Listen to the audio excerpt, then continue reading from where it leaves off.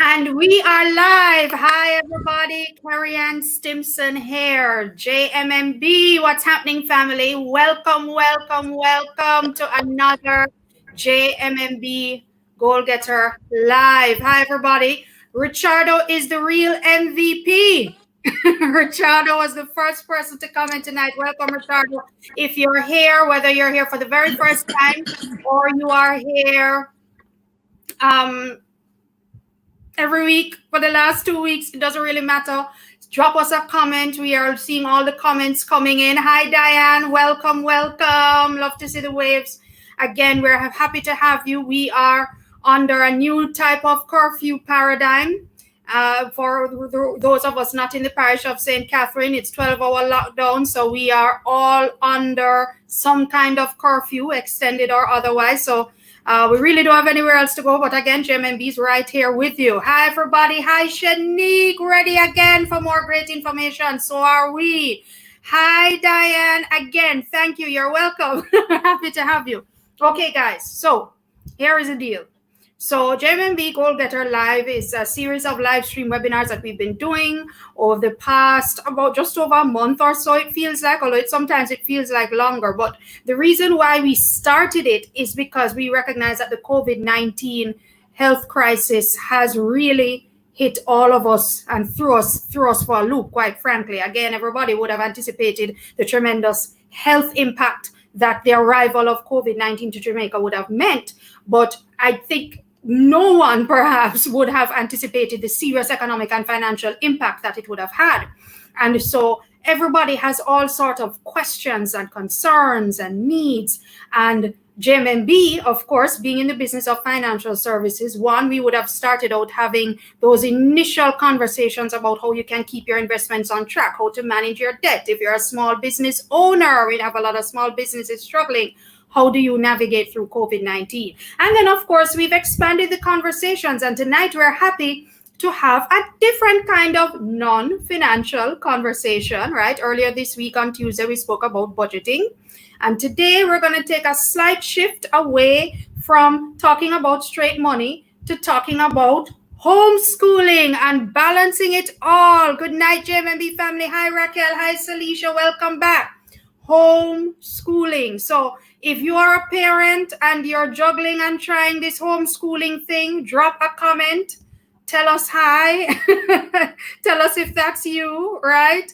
Drop an icon that tells us how you feel about it, because the reality is, folks, it ain't easy, right? So in addition to my day job, obviously with JMMB, I'm also a mom. I'm a mom of 2 girls, ages 9 and 7.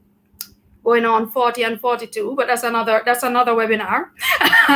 But it's really been a challenging time for all of us as parents, trying to continue the education process with our kids at home, while at the same time, for a lot of us, still working in the home as well.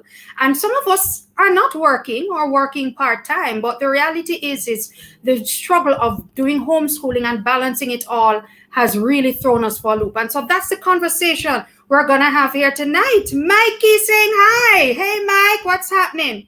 So we're going to have an awesome session tonight, and we have 3 individuals who are part of this situation that we're all going through as parents, and we have an educator. So we have different perspectives. And the first thing is, guys, so here's a bit of, what should I call it? Homework item, or housekeeping item rather. We're not here to talk about which school fees to be paid, what fee mustn't be paid, what percentage discount. That ain't this fly, right? Just saying. And second of all, we don't have all the answers here either. This is about a discussion, idea sharing, what works for us, what we believe could work, what hasn't worked. And again, this is an interactive session. I'm seeing lots of folks coming on here on the live. Feel free to drop a comment as well of what's been working for you and what you've been struggling with. Hey there. We really are very, very excited about this discussion, bearing in mind that we don't have all the answers, but we're going to make it through together, okay? So let me jump right into introducing our guests for tonight. So we have 3 guests tonight, 2 awesome women and an awesome man. So let me start out, ladies first, and I'm going to start out with one of our guests who is really an external guest to JMMB in the sense that she doesn't work with JMMB, and I'll tell you why that is. She is an educator herself. She's a teacher and a mom, and she is Felecia McLean. Hey, Lisa. Hi, Carrie. Thank you so much for having me on this evening. Welcome, welcome. You're a teacher. What do you teach, Lisa? Everybody's favorite subject. I teach math. You teach what? I teach math. Mathematics. Oh. Mathematics. And I teach a range of ages. My primary age group is 1st to 3rd form, but I, of course, work with kids who are in a younger age group as well at times. But math is my specialty. Great, great. And I'm gonna burst a little secret. Lisa and I we used to be in the same class in high school, and I can attest to her prowess with mathematics because when I was struggling, Lisa was doing just fine. So great. So Lisa is gonna mute, and then I'm gonna introduce our second female guest panelist tonight. She actually is part of the JMMB marketing team. She is one of our awesome marketing managers at JMMB, but that's her day job. And I am going to introduce her now. Her name is Felecia Williams. Hey, Fel. Hi, Carrie. Welcome, welcome. Officially and unofficially, because you're family, right? Right. Thanks for having me. Thanks. Hi, YouTube and Facebook and everyone that's watching. Thank you, Fel. And Fel, just to let everybody know, Fel is part of the team that has been working on these lives every single week. So now she's in front of the camera, and we're happy to have her. Fel, could you just share with us, because you are a life coach and a mom, could you just share with us what you do in your capacity as a certified life coach as well as a mom? Oh, wow. So I work with people individually and I do group coaching, but specifically through this whole COVID situation, I co-created a kind of a support group for mommies and daddies, for parents, called Parent Power.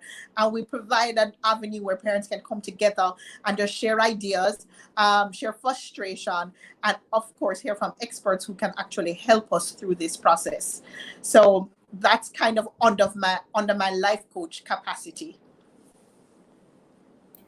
Thank you so much, Fel. So Fel is juggling a lot, and I think that your input tonight actually will be great because you would have been interacting with so many parents and teachers who are also trying to navigate the situation what we call homeschooling. So thanks. Fel is going to mute her mic. Fel is going to mute her mic, and then we're going to introduce the third and final panelist for tonight, and he is the only gentleman, right? So we have 2 roses and a thorn, right? But he's no thorn. I can attest to that. He's awesome. He is Mark Green. Hey, Mark. Carrie. Hi, everyone watching. Welcome, welcome. Thanks so much for joining us tonight. Yeah, thanks for having me. Great, great. So Mark is a business executive. He works full-time in corporate Jamaica, but he is also a dad of 2 kids, and his perspective from the dad's side is very, very important tonight. Could you share with us a little bit about your chickadees and what you've been doing, and why are you part of this conversation? Why are you passionate about it? Okay, well, I have 2 children, a son and a daughter. My son is 12, my daughter is 9. Son just started high school, so we're going through that transition. My daughter is in grade 4. And there's a lot of work. My son does, for example, 14 subjects. My daughter has about 12. We have a lot of work to cover. I still have my day job. My wife still has her day job. So it's a delicate balance that we have to find to ensure that we get work done, but the kids keep on learning without the physical school. Exactly. And that's really what we're all facing, that it's how do we try and keep the momentum going while at the same time recognizing that support system that would have been in place with kids being physically out of the home in a school environment, being led by teachers. They're now physically with us all the time, day and night.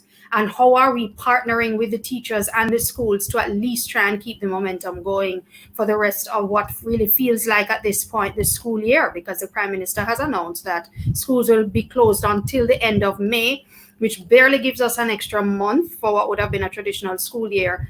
And even today, the Minister of Health and Wellness indicated that they believe the worst is yet to come in terms of the number of cases or cases to be diagnosed of COVID-19 in Jamaica. So there is no guarantee, I just wanted to highlight, there is no guarantee that, we're going to be finished with this by the end of May. And everybody said, yes, man, we start back in September. I'd like to dare say, I don't know any crystal ball that says September we're going to be back to normal either. Cool. So it's how we're going to make the best of it. Thank you, Mark. So Mark is going to mute. So let's broaden out and start the conversation. Okay, great. So I'm seeing lots of folks here in the comment box.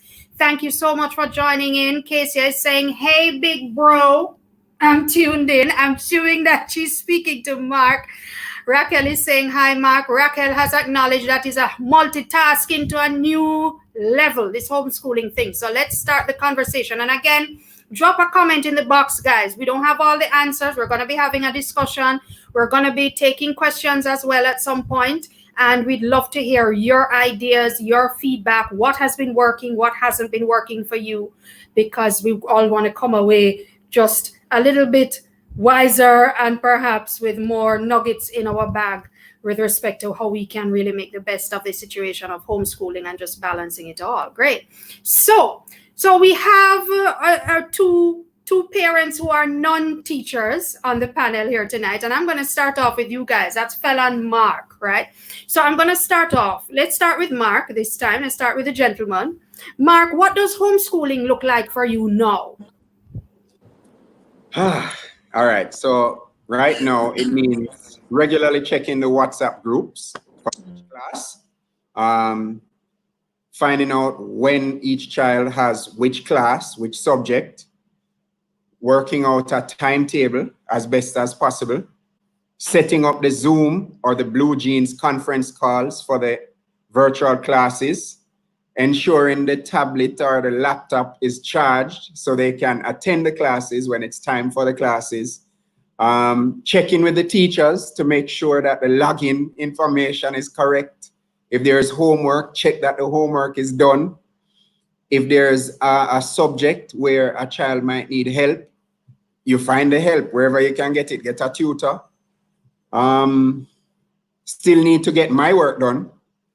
Balance time on the electronics, because they're now using the electronics for class time, for school. Balance the time on that with, other activities. So how do we put in some stress-free time, some relaxation time for the kids so they don't feel stressed? Because like us, in this different period of how we operate, them always being at home, I'm sure they'd love to have a break from mommy and daddy as well, like they used to when they went to school. So you find a break, maybe play dominoes, cards, some non-electronic games with them, something to help them relax. And exercise. We exercise every day. Find some form of exercise, skipping, juggling, the football. We go outside, play some basketball. We do body weight exercises, or we use the gym equipment. Find some way to challenge them to do something new. So for example, during this lockdown, my daughter has learned to ride her bicycle without training wheels. And, that's one of the things we do outside in the yard area, just to take her mind off always being in class. My son, for example, I challenge him, juggle up to 50 at one go, and there's a prize, because he has a short attention span like most boys do. And for him to focus on something for a set specific time, has been a challenge, but he was able to do it, and he got his reward. So you have to strike the balance. Yes, get the schoolwork done, because at the end of the day, they're still on that educational journey, but there must be some time for them to relax, and they have to have time for exercise as well. And then, of course, now they're eating you out of house and home. Instead of breakfast, a snack and lunch at school is now 5-6 meals. Exactly. That's the thing. It's like I think Tasty Patty has been making a lot of money off of my house, because I just buy them by the dozen and freeze them, because it's crazy. But Yes. Thanks so much for that perspective, Mark. It sounds very similar to what a lot of parents would have been experiencing. Fel, how does it look a little different in your house? Okay. Hearing me, Carrie? Yes, I am. Okay, beautiful. In my house, and I'm sure probably with Mark as well, we start pretty early. So we kept our schedule. We didn't get up a little later. We kept the schedule. The children wake up at 6:30, 7 o'clock. We get ready. We do everything that we need to do. We brush our teeth, we bathe, we change into our clothes, active wear clothes or just day clothes. Mommy and daddy pretty much does the same thing as well. We go downstairs, we have breakfast, and then we prepare. We may have devotions if the time allows us to, and then we with the children prepare for a 9 o'clock start time on Zoom. But when we first started homeschooling, we did have a regular Zoom class. So, the homeschooling journey changed over the last 3-4 weeks into something different almost every week. So we had to adjust ourselves. So at one point in time on the weekends, we were working on schedules for the children. So what we would do is rope in the two. We have 2 children, and we will get them working on a schedule together and decorating, and they get really into creating the schedule, and they also stick to the schedule because they create it. And so we would do that. So even though the schools have the school that the children are going to, they have now given us a tighter schedule to work. They're more engaged with school activity. We still do a schedule because school starts at a particular time and it actually ends at 2 o'clock. And at 2 o'clock, I'm still working until later. So I still need an activity for them to do. So like Mark said, we do activities outside, whether it's physical, we do obstacle course, we give them crazy things to do just to get the brain working as well as the body working, because they get bored, and almost at every break they will come to you and say, Mommy, what's next? Daddy, what's next? So you have to almost have we have a set schedule for them to follow throughout the day, even up until dinner time and until sleep time as well. We don't go into the homework bit anymore, because I find that the school they have a really tight schedule from 9 until 2 o'clock, and I think the children need the playtime. My children are 8 years old, and I think they really need the playtime, so we incorporate a lot of playtime at the end of the day. Or they miss their friends, and so what we'll allow them to do is probably call a group of friends on their WhatsApp, and so my daughter likes to call all her little friends, and they'll talk about Minecraft and whatever else the girls talk about. So we give them that opportunity. Like Mark, we limit the screen time after, but they do like to watch their movies or their shows that they don't get to watch throughout the day. So we may incorporate that. It really just depends on my load during the day, because sometimes my afternoons are filled with meetings and I just don't have the time. So it may include a movie or their cartoons that they like to watch. So we do a lot of that, and then we wind down at the same time we normally wind down when they were going to school, because it's important for them to get a good start on the day. So we try to keep what I've learned with twins. It's twins that I have, is I have to keep a tight ship. And in doing that, it helps me to keep my sanity, but I don't always get it right, because the schedule sometimes just goes through the window. I'm exhausted, they're tired of it, and we have to figure it out from there. Right. I can imagine. So this is great to get the parent perspective. And I'd love you guys who are watching, please feel free to share what's part of your homeschooling reality. We're getting some consistent feedback here, and of course, different things working for different households as we've listened to Mark and to Fel. So we're hearing some common themes come out, right? So there are things like scheduling. And I think what we found too is that schools are, yes, learning as they go, but I think this term is going to look very different than last term, because it probably could have been that the schools may have thought that, boy, this thing soon finish, maybe by Easter we go and then we start summer term fresh again. That really didn't happen. I think schools are now like, boy, this look like this is it. So we have to change the paradigm. So there's not as much pressure perhaps on parents to develop too much of a hard and fast schedule throughout the day, because schools seem to be stepping in more. But a schedule is important is what I'm hearing.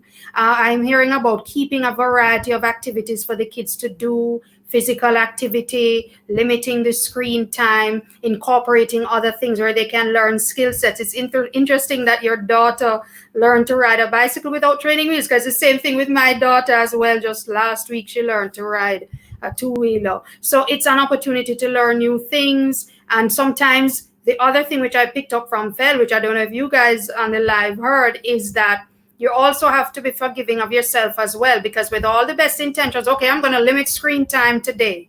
Sometimes the screen is your savior. Park them kids in front of the screen to give you 2 hours to do that conference call for the office. It is what it is. So guys, yes, please feel free to share what it is you're hearing. Hi, Dr. Smith. You're loving what you're hearing from Fel and Mark, their respective approaches. So it's working for them, and obviously they would have bucked their toe along the way. No, again, we're glad to have Lisa on this live, because she's going to come at us from the teacher school perspective.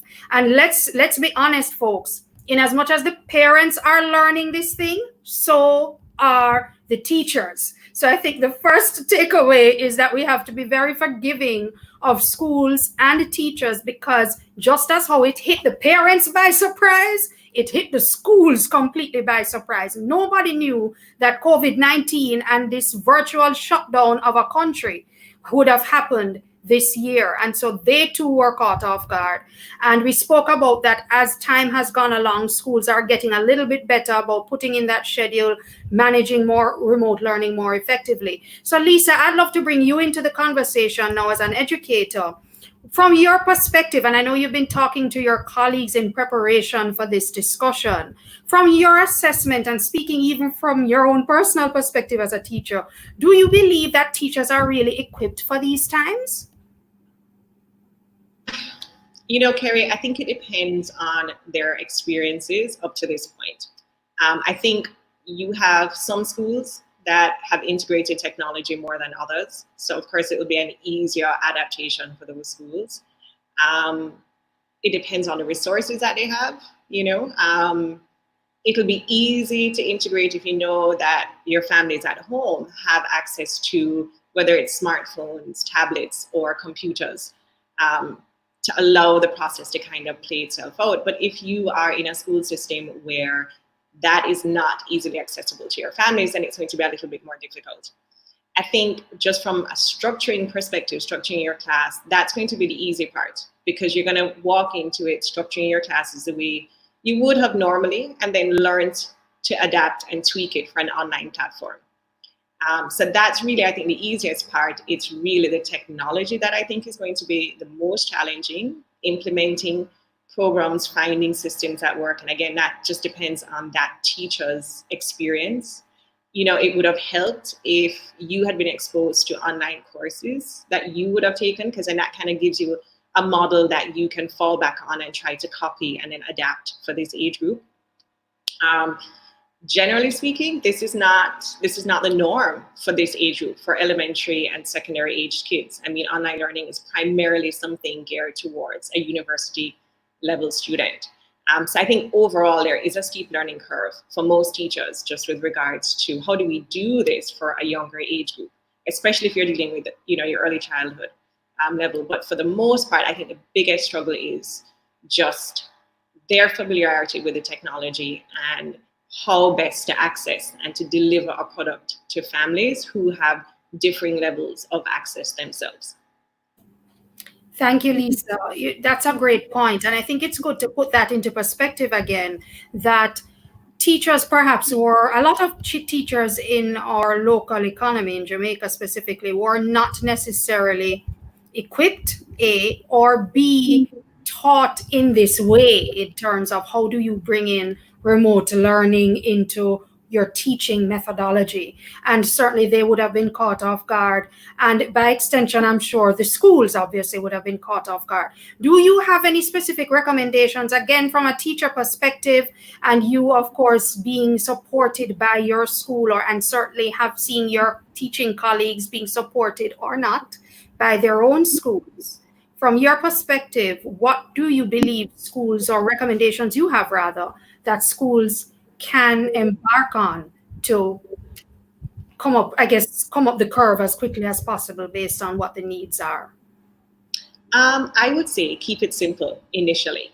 I mean, until you really get a sense of what this is going to look like and what's working for your classroom and for your school. So I always, that's my first suggestion, go with a very basic class outline so that you can tweak it. What I found after my first week of trying this was that less is more. I cannot cover the same amount of material in one session online than I would have if we were in a classroom. So I have found that cutting back is something that I have had to do for my students. So keeping it simple is the first thing, and then you'll know how to build and expand and refine from there. Collaboration is key. I mean, every day I'm checking in either with my own peers at work, or I'm online and trying to find, expand my network to see what teachers in other schools in other countries are doing and what has worked for them. Because the fact is, I cannot do enough research in such a short period of time to know exactly how best to structure what I'm doing. So the easiest way to do that is to just jump in, have those conversations, find out what is working for other teachers, see if it will work in my classroom setting, and move from there. So keep it simple. Collaboration is very, very important.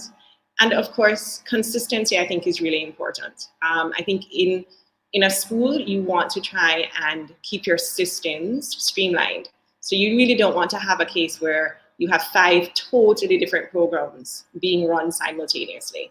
You really should try and stick to one, whether you're going to use Google Classroom, whether you're going to use Schoology, whether you're going to use Zoom, whatever platform you decided that you're going to use.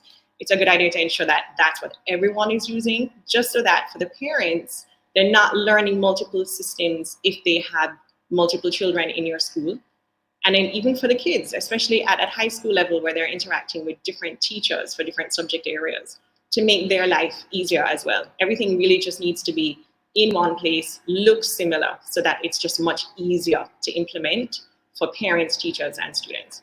So keep it simple, collaborate, and streamline your systems. Thank you. Keep it simple, collaborate, and streamline your systems is what you would recommend for schools. And I do like the fact that collaboration is one of your recommendations, because absolutely, again, with nobody having all the answers right now, and indeed, this is probably a learning curve that's taking place right across the world, because in as much as you can look at even the United States, who we think they have their thing all together all the time, even certain schools, a lot of schools in the United States, even within the public school system, they are used to, like us students, coming into a room every day and the teacher standing in front. Now here you have a situation again where it's all online and it's remote. Now, having shared your recommendations for the schools and your assessment of teachers not being altogether equipped, Lisa, in your view as a teacher, how can parents hold their child's teacher or teachers and the schools accountable? I feel like that's a trick question. So my disclaimer when I'm starting is I think this is such an unusual occurrence that, and there's like a triangular image that I'm going to use. There are 3 stakeholders involved, right? The school, the parents, and the students. And I think everyone needs to hold the other members of that triad accountable. Simply because most of us just don't know what we're doing. We're figuring this out and we're going into it on a daily basis. With regards to holding the school accountable, I think schools have to have a plan. And that plan is going to differ based on the schools and the resources that they have to work with, and that's fine. But there still needs to be a plan. There still needs to be a thought of, This is where we're going to start. This is where we're going to move forward, and this is what we'll do for the first 2 weeks, and then you tweak as you go along. So I think that has to be a very clear expectation of schools. And I think too, there has to be room for communication. There has to be that invitation to parents. And parents, you must advocate for your children. You must be able to go in and say, listen, this is working for our family, or it's not working for our family. How can we tweak this? Because the reality is, you have a plan, but it's not going to work for everyone, because each family has varied levels of responsibilities and stresses at this point in time. And so there must be clear and constant communication between home and school, and parents must insist on that, just so that everybody can be accounted for, and that major plan can evolve to be inclusive over time and grow into something that is far more efficient and far more productive. That being said, parents and kids have to do their part. So kids need to try and get the work done if it's, reasonable and manageable. And parents too need to be very supportive of teachers as well. Absolutely. And I'm glad you acknowledged it sounded like a trick question. It really wasn't, but when you think about it, it's not about parents, standing up with a wagging finger, at the schools, and it's all their job and they're not part of the process. I think probably the first thing we can put forward is that it more than ever before, the need for that partnership between the parents and the school is critical, right? So before we used to talk about it as a nice theoretical thing, and we drop off the kids in the morning and we go about our business and pick them back up at the end of the day, and you check some homework, pay the school fee. No, it's about that constant involvement. So that recognizing that role that the parents have. And, we would love to, yes, Mike is saying, well said, Lisa. We'd love to hear, what your thoughts are from the viewers about things that are working for you and how you're collaborating with your school, because I think that's perhaps for me the biggest takeaway with what you said, Lisa, is that everybody has to play their part. The school, yes, the teacher, the parents, and of course the kids, the students. I want to flip now to Fel and Mark, because they're on the parent side. I'm going to ask Mark, first of all. Mark, what would you say are your biggest concerns with respect to this whole thing of balancing your need to work as well as support your children in continuing this learning process at home? Where do I start? First thing is, how do I reassure them that although things are different now, we'll get through it? Because just like us as adults, we're aware of all the challenges. What are the health protocols implemented by the government? Our kids may not know the details, and we do need to take the time to, one, reassure them that, we're going to be okay. Two, how do I, as best as possible, keep them on track with the academics? Because they still need to learn. They're still in that journey. Three, how do I still get my day job done? Personally, what I do is the higher priority, more important things I try to get done in the morning. So in the afternoons, I'll have more flexibility with the children. And how do I keep them active? So yes, we want them to get the academics right, but I still want them to stay active.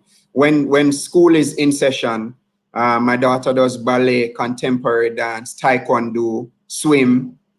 My son does football, taekwondo, and he does some other activities at school. Now they're at home all the time. I still need to find ways to keep them active and not just in front of a screen or focusing on the academics. So those are some of my biggest concerns. Thank you so much for sharing, Mark. And it sounds like an echo. And again, we're inviting comments where if you have any concerns as a parent trying to balance homeschooling and working, or not even working, but just homeschooling, really, what are your big concerns? I'd love to flip now to Fel, because Fel, you, I'm sure, not only have your own concerns, but in the context of parent power that you've been co-facilitating, What are the concerns that you're hearing coming out of those engagements, even those that would have perhaps been different or the same to what Mike would have shared from his perspective? Okay, so my biggest concern is that my children's education is compromised. Biggest concern. And even though the online tool is really great in keeping them engaged, I believe that there is going to be a gap in the future. And so I'm very concerned about that. And I don't believe that myself and many other professionals that I speak to, that we have the capacity or the time to fill that gap. Now, the parents that I speak to on a weekly basis will have the same issue. Many of them will have different kinds of issue depending on the grade level, but still issue. So, for example, parents who would have K1 to grade 1 student or grade 2 student, if that is your child's age, that means online learning for you is very involved. You have to be at the computer with them and you have to help them through everything, if that's the case. If you don't have online learning, which is likely the case, you have to spend a lot of time with your child as well, just ensuring that they have some education in. And how do you balance that with your professional situation, which I think is the big issue for children for parents with younger children. When you come to the grade 3 parents like myself, I call that the land of purgatory. That's right before PEP, white PEP. And we still don't know. They may know how to use the computer a lot more. They are a little bit more independent. And so you can leave them from time to time and monitor them throughout their Zoom session or their online session. But most definitely their education is compromised because in grade 3, there's a foundation that's set right as you go into PEP. So big issue for the parents, very concerned. And then when you go over into the PEP, that's a whole different beast. The children are super engaged, but is it enough?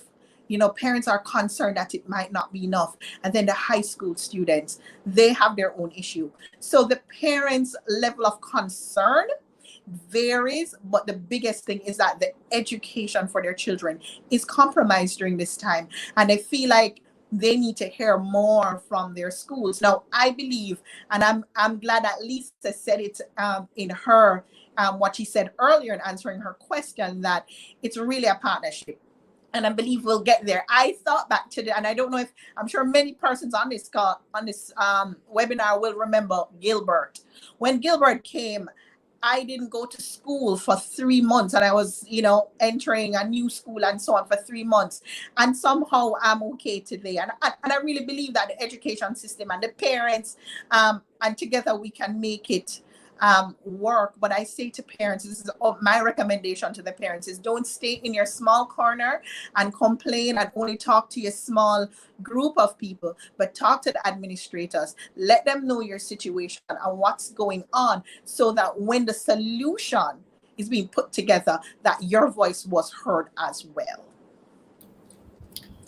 Thank you, Phil. That's a powerful point, because it's interesting, because as I said at the top of this live, this is not a place where we're going to be discussing school fees and what percentage should be discounted or paid, right? That's this webinar.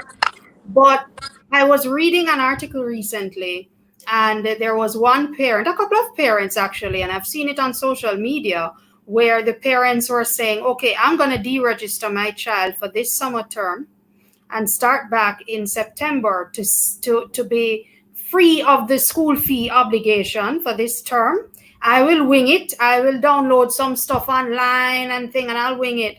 And we'll start back in September. Although I never got the memo that COVID will be gone for September, just saying anything is possible. But it's interesting, because I do think that at the heart of it, in as much as we say that easily or maybe not so easily, because I do appreciate that a lot of parents have financial challenges why they make such a decision to deregister. But at the end of the day, there still is a lot of concern that is the child or are the children going to continue the learning process effectively and will not be disadvantaged at the end of it, right? I'd like to just stick with Mark a little bit, because Mark, obviously, we say it maybe just in passing that, yes, we have this meeting and we've been focusing a lot on the kids in this conversation. And before I go back to Lisa, because we do have some questions for Lisa in terms of how can she, what recommendations she can make as far as parents helping to keep children engaged and so on. But it's really hard for the parents, right? Hi, Kenisha. It's really hard for the parents because at the end of the day, we really are trying to balance, a lot of us, some kind of job environment, work from home in a lot of instances. Some people still not working from home. How are you balancing, Mark? How do you keep your sanity as a parent through this time? All right. I'm the first to declare that there are days when you feel overwhelmed as a parent trying to balance work and this new paradigm of learning for your children via virtual classes. For example, on any given day, we'll have the classes set up. My kids have the laptop or the tablet, but the classes just don't work. And I have to reach out to the teacher, the login is not correct. Try this one. No, that doesn't work. We wait for 10, 15 minutes before they can log on. They're getting frustrated. I still need to go into my meeting for work. I need to follow up. Did I pay the bills? That project for that country, that needs to get done. That update to the bosses, I need to send that off. So there are days that you get overwhelmed. What I do to not go out of my mind is sometimes I just have to take a break, set up the kids, make sure the classes are running fine, step back and probably play a video game. I play FIFA on PlayStation as my escape. I exercise regularly. I used to swim pre-COVID, swim 3-4 times a week. That's great exercise for me. And that was how I was able to balance, clear the mind and reset, and then get back to focusing on what are the most important things that I need to get done for the kids. What are the most important things I need to get done in the house? How can I help my wife sort this out? What do I need to get done for work? So you have to find some mechanism to step away from everything that you need to get done. 10, 15 minutes, take a break. Otherwise, you will feel like the world is on your shoulders. Thank you, Mark. I think that's a great nugget. And again, we love the comments coming in, and we'd love to hear how you guys are balancing it and what are some of the things you do. And I love that point about just knowing when to step away, even if it's 10, 15 minutes, even if it's to do something that someone else may find strange. You know, you spoke about playing FIFA. If that is what's going to take to help you to just deal, then that's what you're going to do. And I appreciate that point. It really is very, very important to recognize that you have to give yourself that time. And Mark, you are married as well, so your wife is working from home. So how do you guys, from a relationship perspective, how do you both keep your sanity just as a couple? We have discussions like some nights before we go to bed. And then there are other nights when I fall asleep or she falls asleep because we're just so tired. So it's a work in progress. There is no magic bullet that you know consistently works. You just have to take one day at a time, see how you can balance work with what needs to be done in the house, with the kids' education, with just a little alone time for yourself to just relax. And it's not easy, but you have to find something that works for you. Absolutely, absolutely. And I think that's where scheduling comes in as well, because recognizing that it's really not holiday time, how do we keep the kids on a schedule, getting them to bed by a certain hour, as would ordinarily be the case during school time, which once they go to bed, it actually frees up time for you to even just take a breather, you know, you and your spouse taking time together. Fel, I know you work with couples as well. What do you and hubby do to kind of keep your sanity and the relationship solid in this time as best as you can? Carrie, you hit the nail right on the head, scheduling. Scheduling is so very, very important. Once you have the kids and having the kids go to bed early or at their time so that you can have that alone time, and because you still need to talk to each other, you need to troubleshoot, you need to figure out your day, or you just need to spend some no children time together. And so a schedule will definitely help with that. Thank you, Phil. Yes, moving that schedule point. I'm a schedule person as well. Right. Just welcoming up some folks. We see Andrea from the Cayman Islands. Hi, Andrea, Facebook. Thank you for joining us. Hi, Kenny. Hi, David. Hi, Odian. Love to see all our regular and new people joining. So again, guys, whatever is working for you, what's not working, any concerns you have, any tips, anything that you believe would be a good contribution to this discussion, please share it in the comments. So let me jump back to Lisa, because Lisa is one of our hot seat people here tonight, and it's so great to have an educator on the live stream with us. And Lisa, one of the things that I know Phil and Mark would have brought out is sometimes how challenging it is to keep kids focused. Mark speaks of his son, and Phil has a son as well, and we find sometimes even the boys are very different paradigm to the girls. Lisa, as a teacher, how do you suggest parents can help their children to remain focused and motivated during the day in light of all the distractions and the restlessness and so on? Okay, that's an interesting question. A lot of that is going to boil down to how well you know your children and understand them. So you have to take that into account in whatever system or schedule that you put in place. So you would know whether your child is one who can sit for 4 hours in the morning and get everything done out of the way and have the afternoon free, or if this is a child who needs 2 hours and needs a break, or needs an hour, then needs to stretch their legs and then needs an hour. And I mean, that's for both boys and girls.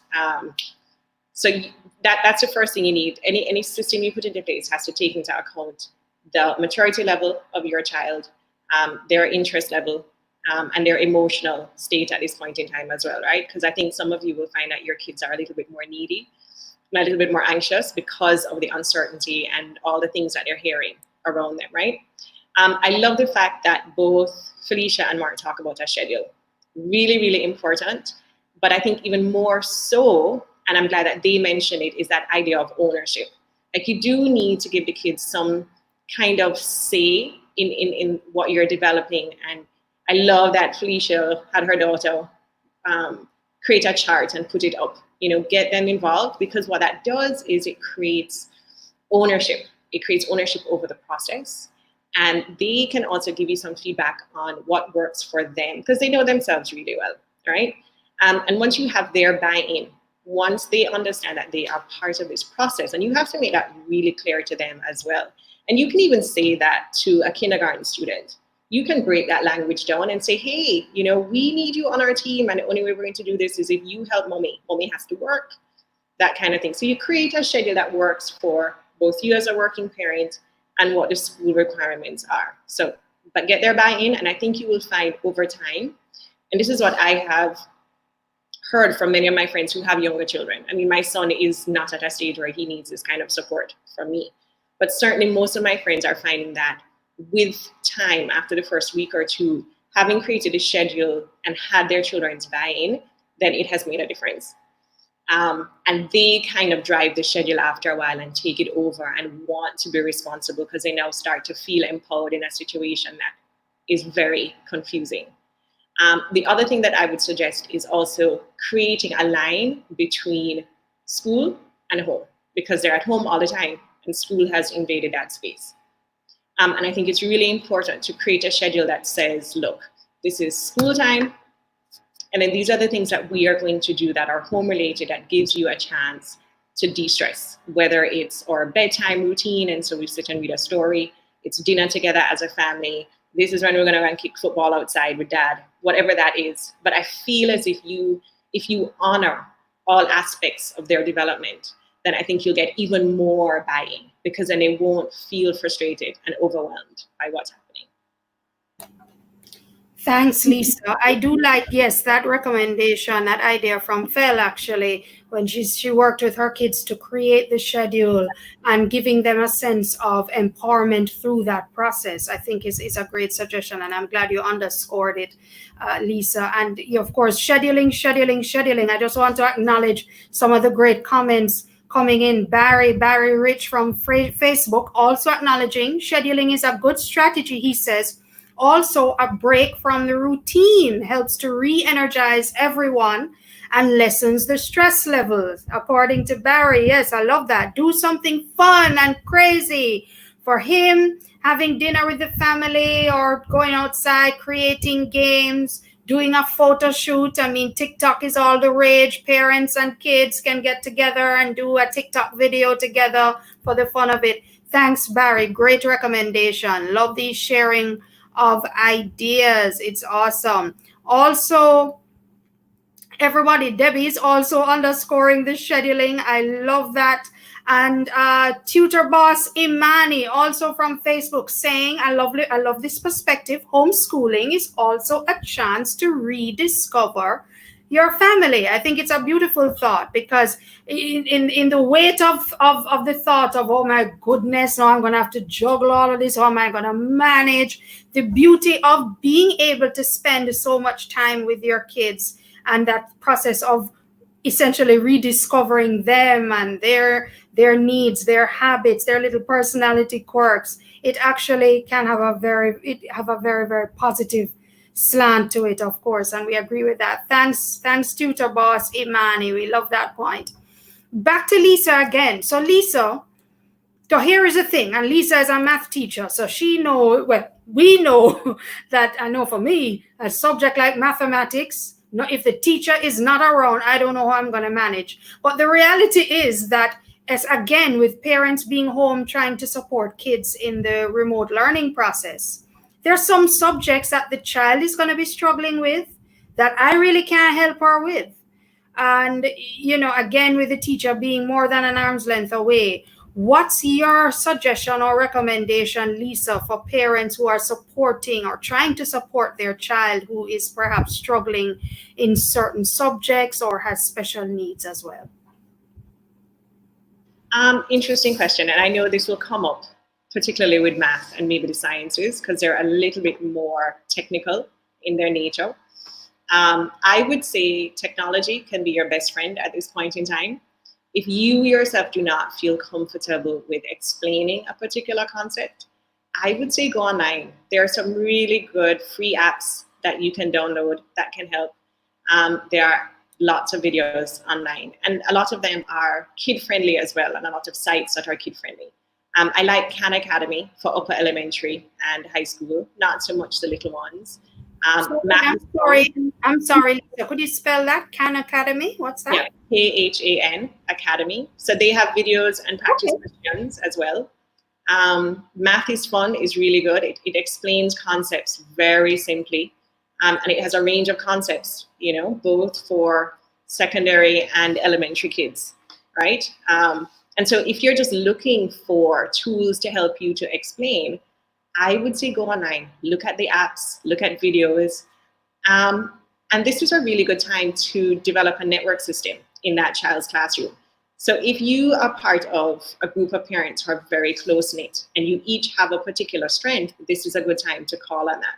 If one is really comfortable with science, one with social studies, one with math, then what you can do is create a little cluster where you can have the kids studying together in the afternoons for about an hour.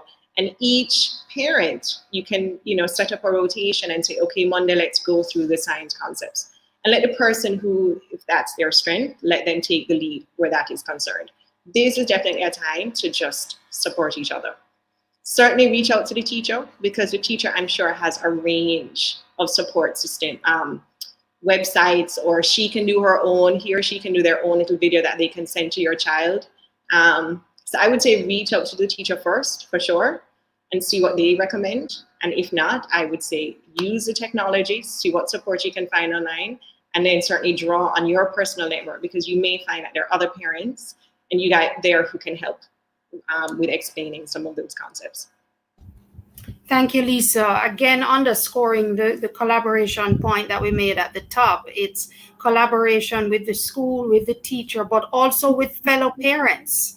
That's the other thing. I think, again, we may have these WhatsApp groups that we're a part of as parents with the teacher, which tells you, school is going to be closing early today, or come and pick up your child. And no, those WhatsApp conversations have, but certainly can take on a whole new form where we really should be now more actively engaged as parents, saying how we can support each other. It's really a great opportunity. And I love the idea sharing here going on in the comments. Empowerment Dr. Smith, Facebook, saying YouTube also has great resources from reputable organizations and tutors that are easily accessible. I know that has helped me and my daughter get through some tough times. And I remember going back to a recommendation here, Diane she's been able to try new recipes with the children in the kitchen and getting them involved in cooking. It's been awesome. But it's really, really something. And Barry's saying he loves this discussion. Barry, I thank you, Barry. We appreciate your joining. Now, Lisa, still with you. How much classwork time do you think children really need? Because I know, again, it's very different for the child to be sitting in front of a computer screen or a tablet screen for however long during the day. Whereas at school, they'd be in class, yes, but there's a friend beside them to crack a joke with, or, maybe they get up and stretch their legs, whether the teacher allows them to or not. It's a very different paradigm being in the home. And earlier you had spoken about, doing things, less is more. From your perspective, again, as a parent, how much classwork time do you think children really need, and how can we support that process? It's going to depend on the activities that you have planned. I have found for my particular subject area that trying to fill an hour is just too much. I mean, it's because it's intense, right? It's not as if you're in a regular school system where, the kids come into class and they take 10 minutes to settle at the beginning. And yes, there are these breaks throughout. No, because you're online, once you sign in, you're on. So I find that what I have done we did 3 weeks before Easter, and going back after Easter, what I have done is gotten rid of homework because they're in class and on the screen all the time. And then in class time, my teaching time is shorter. So I just cut to the chase, go through, do our warm up, go through our core content. And so my class time is now 40 minutes rather than an hour. And I still find that that's a little heavy. And then what I've done with that is then have groups that rotate through other sessions. Because really what they do need more than anything else is not time with me speaking at them. It's me introducing a topic. Let's go through a couple questions together, but then they also need time to talk and practice. So I think what works really well is a combination of, yes, hands-on class time, but also a rotating schedule where you have the kids in smaller groups so that you can go through, they can get more in-depth and more personal practice.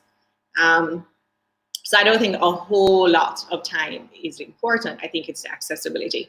So you could easily take a 4 session, like if you do 4 sessions for English or 4 sessions for math, and say, listen, I'm going to teach one, and then I'm going to break my class into 3 different groups or 2 different groups and have them rotate through those other classes. And that class time that they get exempted from can be used for additional practice and generating questions that they can come back to you with.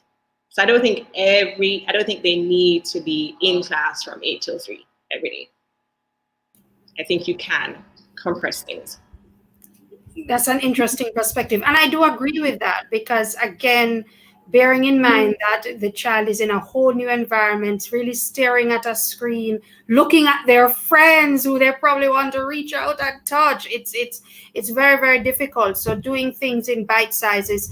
And that being said, Lisa, final question for you before I jump over to Fel.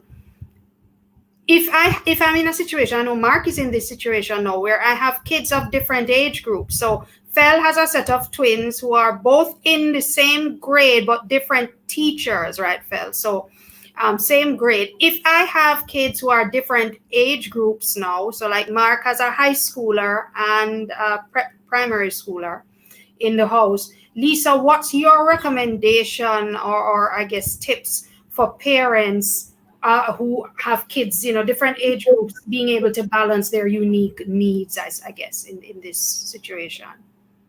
Well, they're each going to require different levels of support. And the older ones, I think this is a really good opportunity to get them to develop a little bit of autonomy over their learning. And I think they'll appreciate it, and it will be a good opportunity for them to develop some self-confidence as well. I think you need to look at what each child is being required to do and allocate your time accordingly.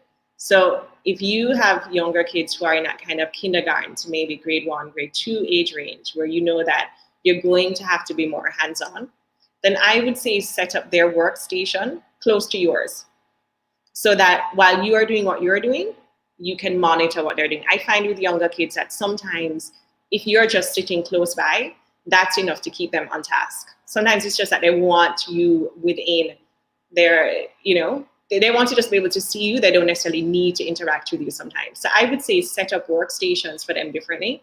Keep the younger ones close enough that you can keep an eye, and it helps to keep them on task if necessary. And in the older ones, I think you need to set them up further apart from their younger siblings so that they have a little bit more quiet time.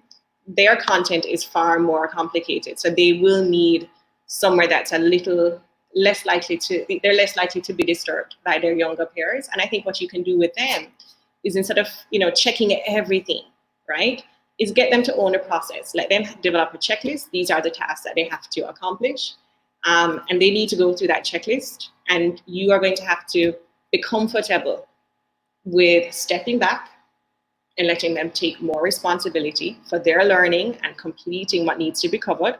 Because the fact is, you cannot monitor everyone with the same amount of energy and time, or you're going to burn out. So I say, let's jump in and make our older kids more independent, give them checklists, let them check them off, keep them accountable, let there be clear consequences. Hey, you had these 5 assignments that were due by Wednesday, they're not done, sorry, no video game time. And let them take the initiative, and then save the bulk of that energy for your younger kids who you have to be a little bit more hands-on with. But again, I think if you set up workstations based on proximity, keep the younger ones a little closer, so it's easier for you to just kind of steer them back on task if necessary. That little things like that will help. Thanks, Lisa. And I mentioned Mark earlier. Mark, what are some of the things that you find work with each of your kids, bearing in mind their different ages and stages? And of course, the son, who is probably more likely to kind of want to bounce off the wall than the daughter. What's working for you, you find? So my son is competitive. So if I give him a challenge with some form of reward, he'll stick to a task. But he needs the constant reminders. That's just his personality type. Whereas my daughter, once things are set, she just gets it done fairly quickly. And for most subjects, he's good. English, because he's not much of a talker. He's a PowerPoint kind of child.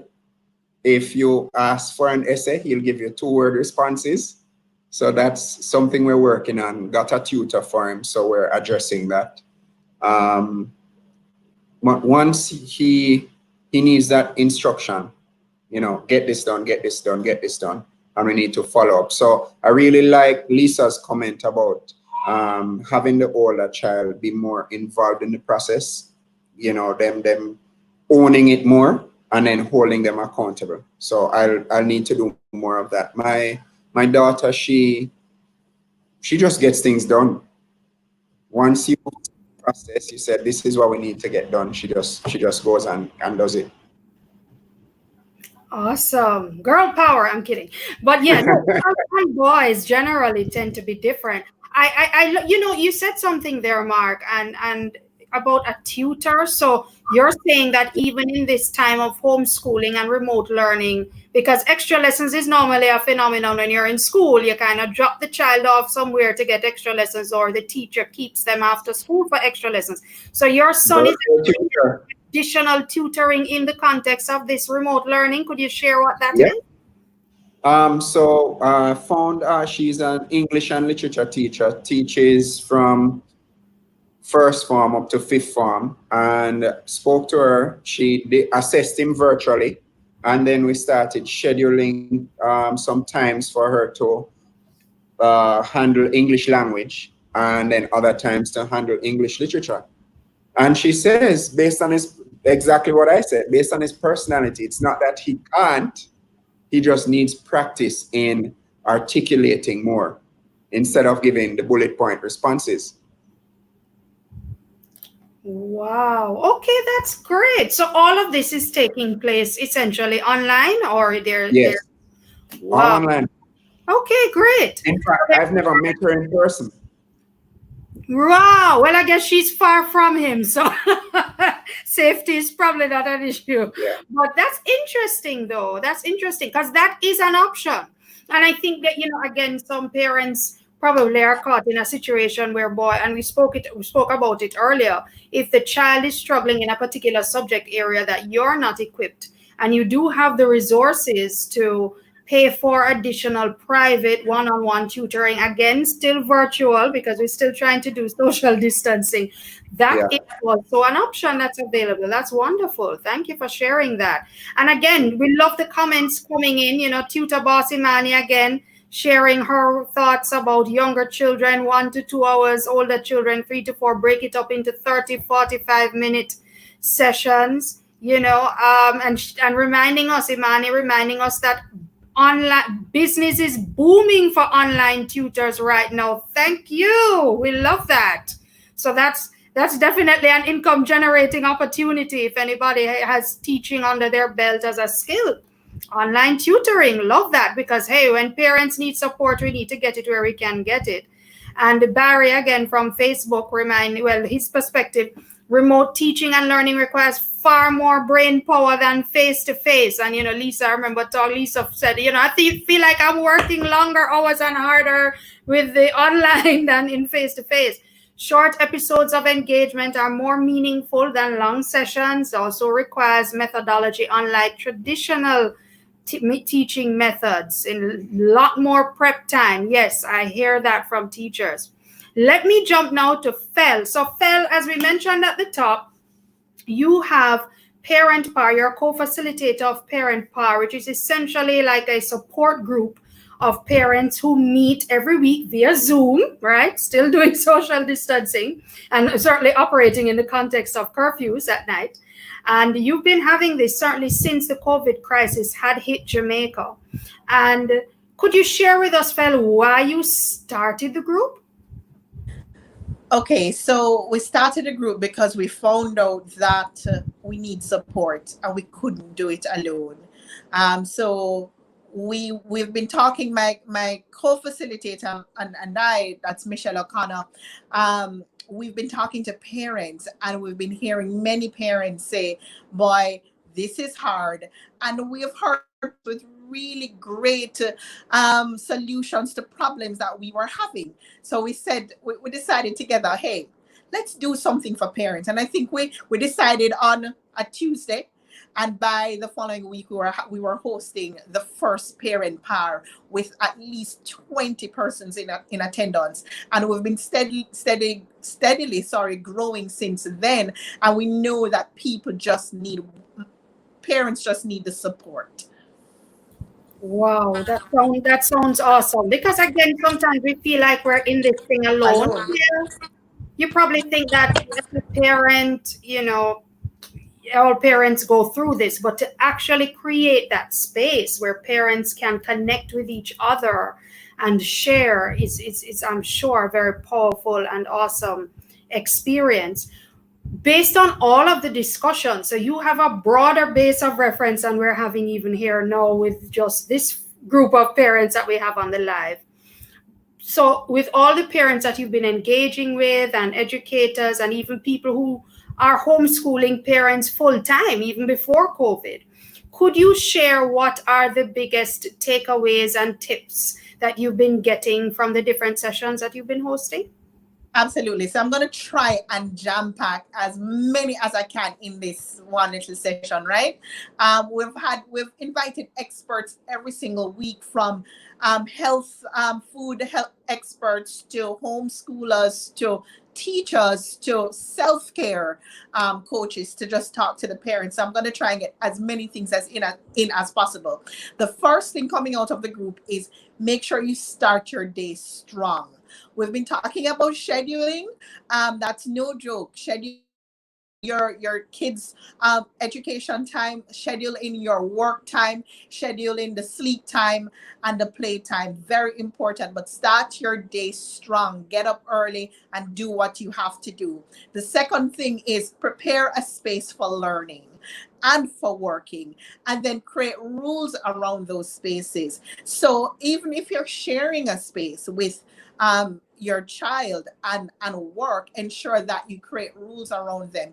If you can have separate spaces, like Lisa said, then that's fantastic, but still create rules around your workspace and their school space. And I remember a parent said what she did, because she has to share the space, her child role plays. He gets dressed up for work in the morning too, and he has his little area, and they understand the rules around it. So that's very important. The third thing is avoid World War III by understanding your child's learning style.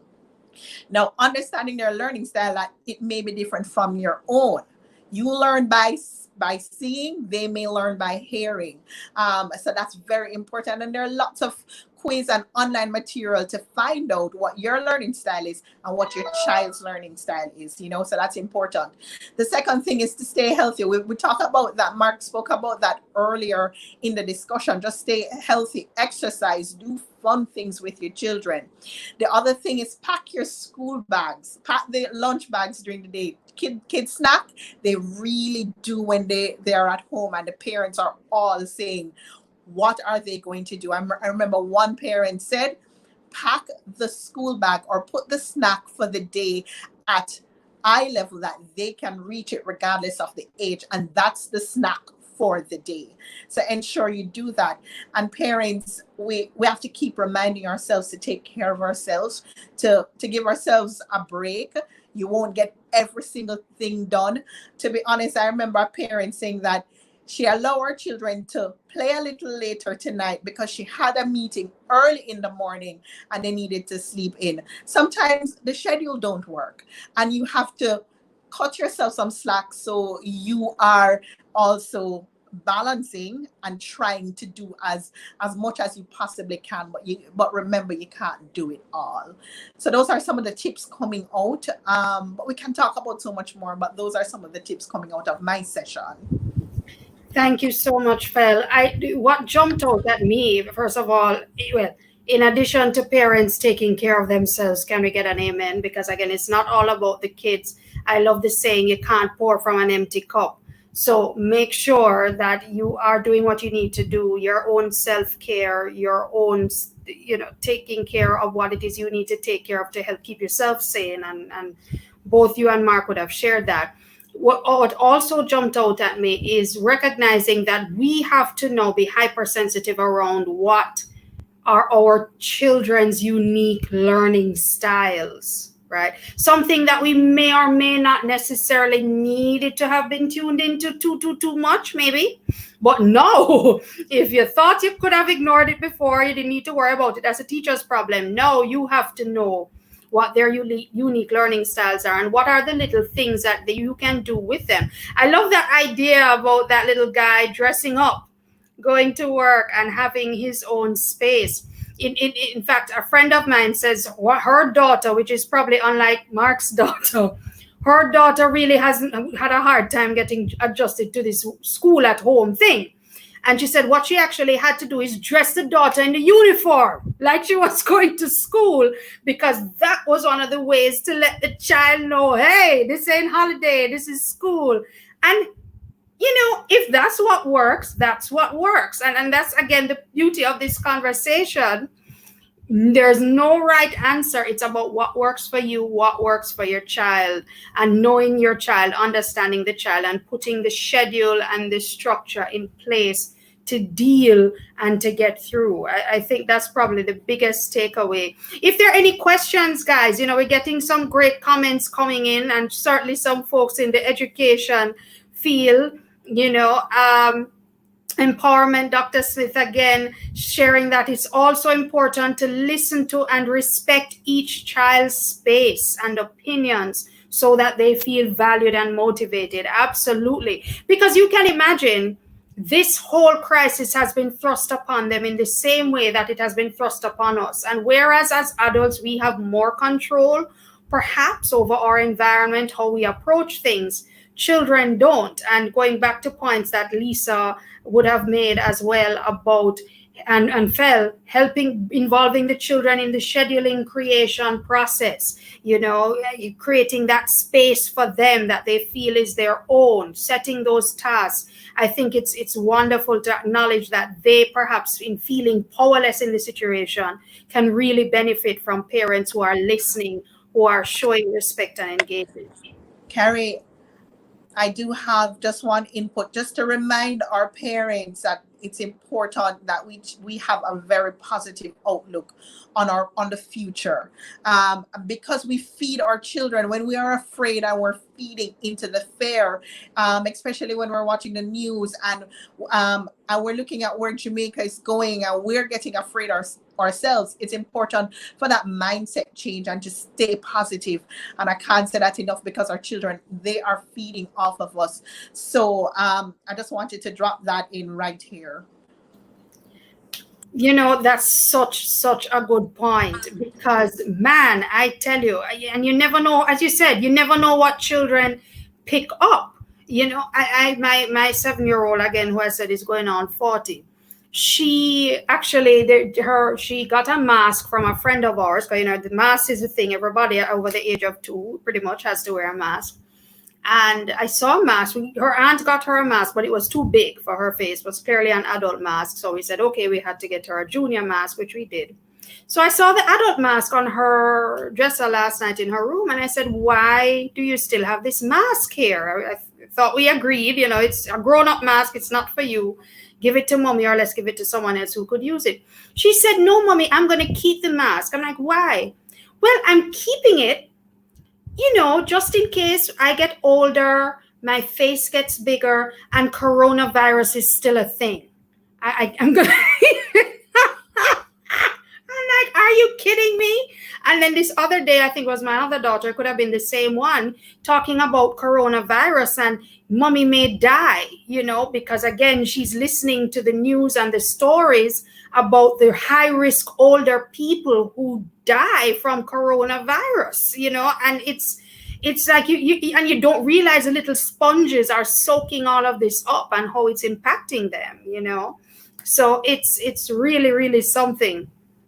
It's wonderful. So guys, if you have any questions, feel free to fill it in the panel, because if we do have, we could take 1 or 2 questions before we go to our final nugget. But before we do so, I just want to do another quick housekeeping item, which is to tell you when our next Goal Getter Live is going to be. It's going to be next week, Tuesday.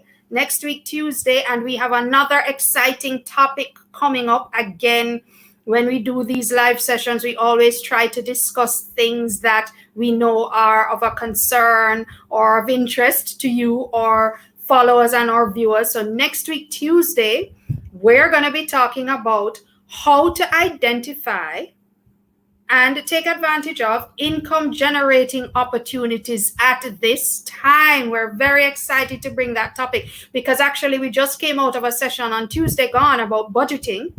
And a huge part of that conversation, when you talk about your financial situation, is not just about how can we reduce expenses during the time of COVID-19, but how do we look on the income side of our budget and see how can we shore up our income. And so we said we're going to dedicate an entire session to helping you understand how you can generate and take advantage of and identify additional income generating opportunities in this time of crisis. Again, at JMMB, we believe in possibility thinking, and we're very, very much of the view that there are always opportunities to be had in crisis. We see it happening all around us already. So please join us next week, Tuesday at 8:30 p.m. right here, same platforms, Facebook, Twitter, and YouTube. And Fel, I'm wondering if should we share who the guests are? Or we should keep it as a surprise? Let's keep it as a surprise for a little bit, Carrie. All right. Sure, no problem.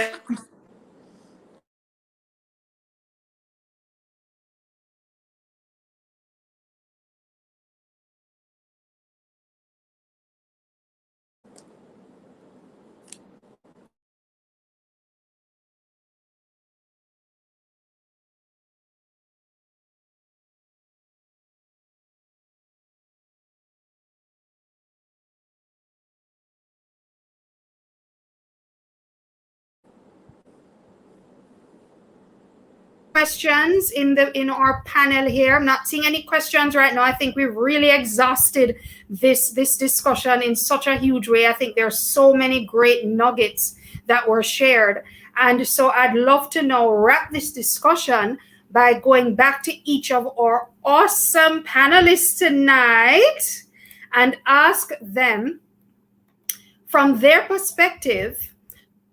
Let me start with Mark and Fel.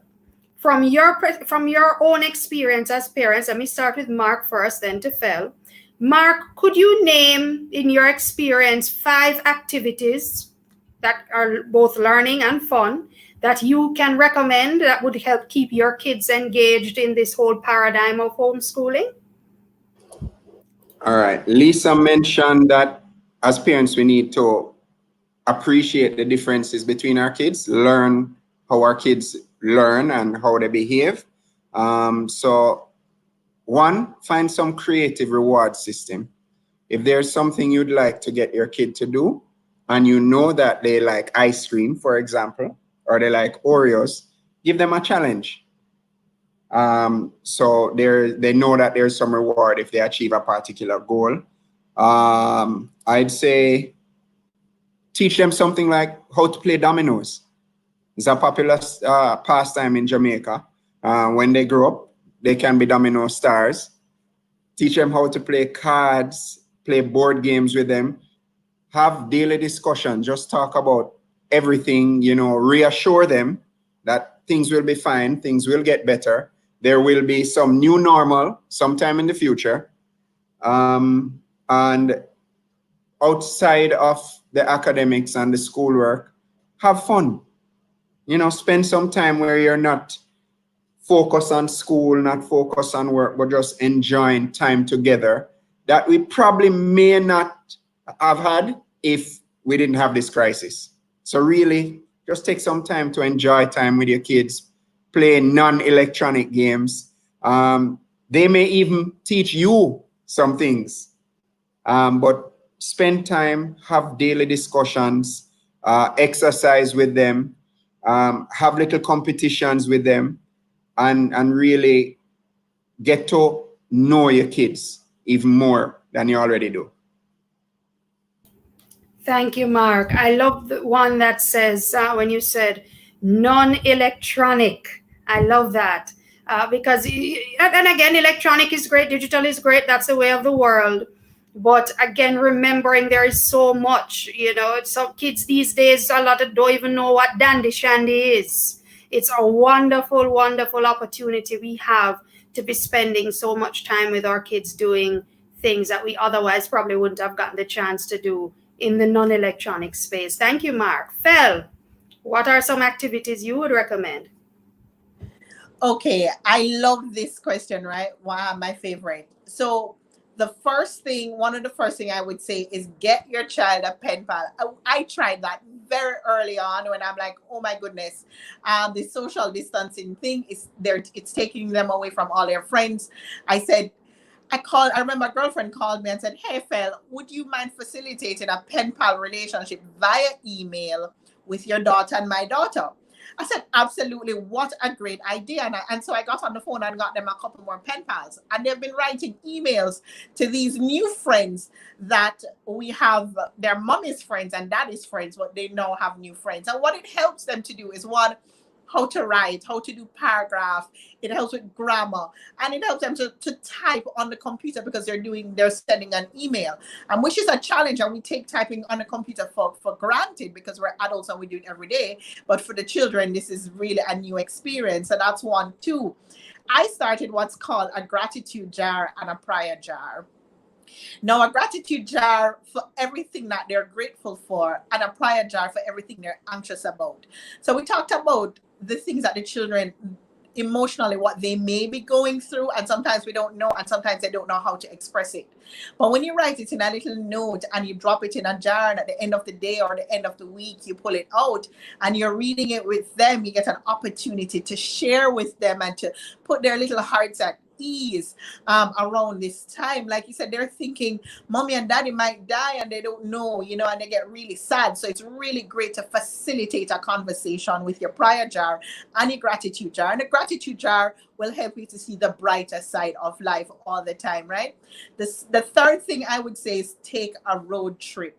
Now, take a road trip and social distance with the people you're always social distancing with. You don't need to jump out of the car. You can drive around in a neighborhood that you've never been in before. You could drive down to the coast and drive back before curfew. You can do some things on the weekend and just give some time for you and your children or your child to just come out of the house.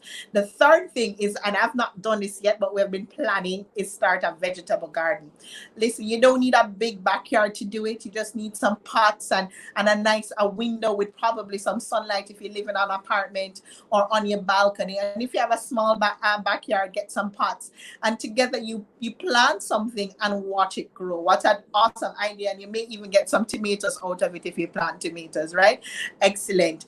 And the fourth thing is, guys, stay connected. Stay connected. There's so much opportunities to stay connected via Zoom, and just as we are logging onto this a webinar to learn about what you can do in homeschooling or financial tips and so on, there are opportunities for children to log on to different programs. So I remember a friend of mine called me and said, hey, would Noah and Jordan be interested in a math art class? Yes, give me the Zoom number right now. I'll get them on it. Or I remember Parent Par did a scavenger hunt. Nobody had to leave their homes, but the children completely enjoy looking for different things inside of their home and running to the screen and showing us, hey, we found it. So get your children interacting, get their minds off the homeschooling and the stress and everything else, and having a great time together. Connect with grandparents and aunts that you have not connected. Have a family login to Zoom, and everybody come together on a Friday night and you play Pictionary or something on Zoom. But stay connected, guys, and that will help you and it will help your children. Thank you, Fel. Thank you so much. I mean, some great recommendations there. Just to say, you don't need to do them all, but pick one even. A vegetable garden, great idea. I love that gratitude jar and the prayer jar as well, because sometimes we need a reminder of what we just need to be thankful for. And I know a lot of us are struggling at this time. So many persons would have lost jobs, lost income, businesses are struggling. And even in those challenges, even in the midst of this crisis, there's an opportunity to find something to be grateful for, even just to have the presence of your loved ones around you. That alone sometimes is enough to say, boy, we're going to get through this. We're going to get through this together.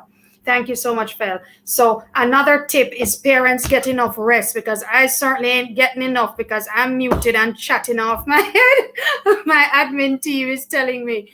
So I'm gonna share what I was trying to share later on when we wrap up. So final thought, Lisa, over to you. So again, Lisa, you joined us as the educator in the group, and you really provided us with some great tips and advice of how, as a teacher looking on, how we as parents can navigate some of the challenges and the concerns that we would have shared in the questions posed to you earlier. As your final nugget, I would ask you, what's the final word of encouragement or advice that you would give to us as parents at this time as we wrap this discussion? Okay. I wanted to give activities too. I'm joking. I would say this is a really good time to model for your children that you need to be patient when you're going through times of change. You need to be flexible and you need to be adaptable. Because the fact is, this could be anything. You know, in our case, it's a virus. In times gone past, you know, when I'd listen and my grandmother would tell me endless stories, there were other changes. There was World War II and we were affected. I mean, there's always going to be something that we have to adapt to. This was a really good time for you to show your kids that in such a monumentous event as this, that we do need to be kind to ourselves, be patient every day. You're not going to get it right every day. You're going to have some really frustrating days and you need to be able to say, hey, let's stop, let's breathe, we'll go again tomorrow. You need to show that we can be flexible. This is not the ideal. This is not in any way, I mean, we were not envisioning this 2 months ago, but this is our reality. So let's see how we can make the best of this situation and adapt. So we're not going to school every day, so we don't have that kind of structure, but you know what, let's look at the bright side. We can resurrect some family traditions, we can create new traditions, we can spend more time or meaningful time together that maybe you didn't have before. And teach them how to adapt. Let's see how we can make this work. It's not ideal, but let's see how we can teach them and show them how we can pull together as a community, as a family, to make the best of not an ideal situation, but roll with it. Let's see how we can support each other. Because I think at the end of the day, that's what needs to come out of it. We may not cover everything in the curriculum, cover the essentials, but certainly let's let them walk away with life skills and life attitudes and approaches that will serve them for the long run. Patience, flexibility, adaptability, and being kind with ourselves and each other as we all try to adapt and make the best of not so good or great a situation. Powerful, Lisa. I love that. Patience, flexibility, adaptability. Again, this would have hit everybody, us and the kids and the teachers. How are we going to come out of this, all of us, better people? And our children are probably even better off than us in a certain respect because they're getting this lesson very, very early. And it is perhaps as parents our hope that they will remember this time once we get out of it, sooner rather than later, but that they'll remember this time of going through an experience that was really perhaps jolting and life-altering, but being able to look back and say, hey, you know, that was a good time. It was strange at first, weird, difficult, but it was a good time, and come away with some awesome memories. And a great takeaway for me is using the time again to enjoy experiences that indeed do create awesome memories. Thank you so much. Guys, could we have a round of applause in the comments? Guys, could we have some acknowledgement? We really, really are so very thankful to all of our panelists here tonight, Mark and Fel and Lisa. You guys are awesome. Yes, we're seeing the comments coming in.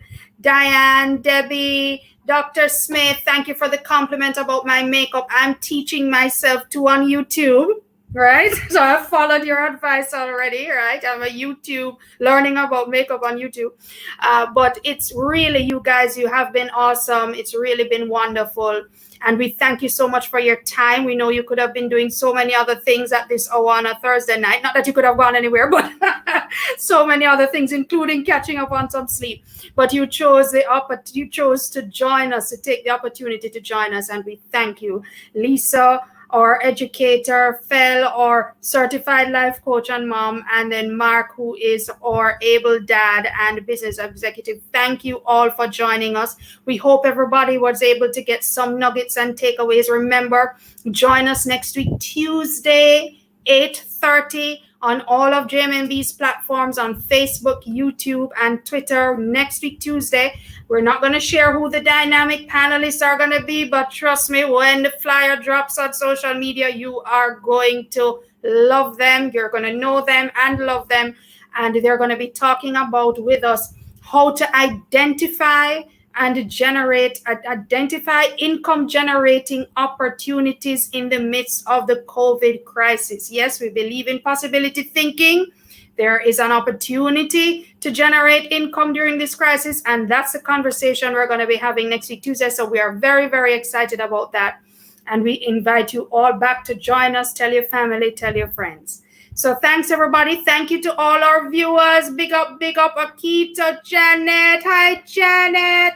Kirk, Ty, love it, Tracy, Barry, everybody, Dr. Smith, Diane, everybody who's been commenting, Debbie, it's been wonderful having you.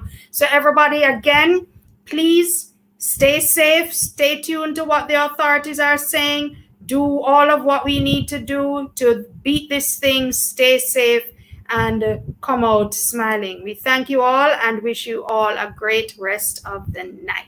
Bye, everybody.